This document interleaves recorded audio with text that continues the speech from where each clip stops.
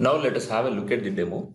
So I will move the robot to the forward. See, note that we have opened this web page on our PC because we are using the HTML buttons as on click, not on touch. So if you open this on a mobile phone, this one may not be working, right?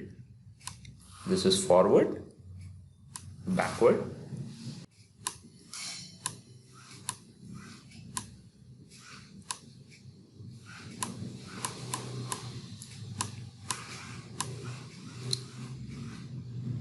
take a right,